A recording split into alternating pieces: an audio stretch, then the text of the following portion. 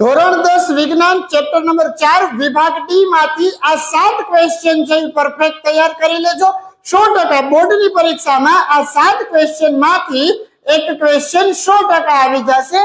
Question number પહેલો chapter number 4 ethanol નું oxidation સમજાવો, ઇથેનોલના ભૌતિક ગુણધર્મો અને ઉપયોગો લખો। એટલે ઇથેનોલ છે એ આઈએમપી છે। ત્યારબાદ સાબુ અને પ્રક્ષાલકમાં રહેલા ક્રિયાશીલ આયનીય સમૂહ જણાવી સાબુની સફાઈ ક્રિયાની ક્રિયાવિધિ સમજાવો।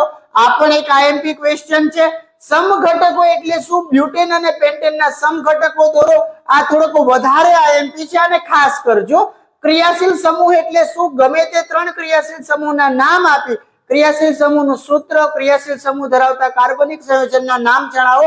આ પણ એક બેસ્ટ ક્વેશ્ચન છે। સમાનધર્મી શ્રેણી એટલે શું? એની લાક્ષણિકતા જણાવો। ઇથેનોઇક એસિડના બે ભૌતિક ગુણધર્મો અને એના બે ઉપયોગો લખો। ખાસ યાદ રાખજો દોસ્તો, 5 ક્વેશ્ચન કયા કહું છું? એક ઇથેનોલનું ઓક્સિડેશન સમજાવો, એના ઉપયોગો, સાબુ અને પ્રક્ષાલક વાળો સમઘટક તો આ તો 100% કરવાનો જ છે। ક્રિયાશીલ સમૂહ એટલે શું? એનું એક કોષ્ટક છે, આને ખાસ કરજો। સમાનધર્મી શ્રેણી એટલે શું? એની લાક્ષણિકતા જણાવો અને ઇથેનોઇક એસિડના બે ગુણધર્મો અને ઉપયોગો જણાવો। ત્યારબાદ છેલ્લા બે ક્વેશ્ચન બંધારણીય સમઘટક એટલે શું? બ્યુટેનના બંધારણીય સમઘટકો દોરો। ત્યારબાદ એસ્ટરીકરણની પ્રક્રિયા છે એ સમજાવો। પછી બીજો ક્વેશ્ચન છે બેન્ઝીન અને ક્લોરોપ્રોપેન, આ બેયના તમારે શું કરવાના છે? બંધારણીય સૂત્ર દોરવાના છે।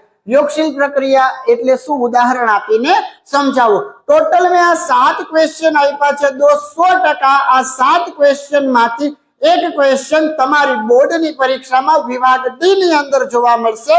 તો આવા જ સરસ મજાના વિડીયો જોવા માટે ચેનલને સબસ્ક્રાઇબ કરી લ્યો અને નોટિફિકેશનને ઓન કરી દો। મળીએ આના પછીના લેક્ચરમાં।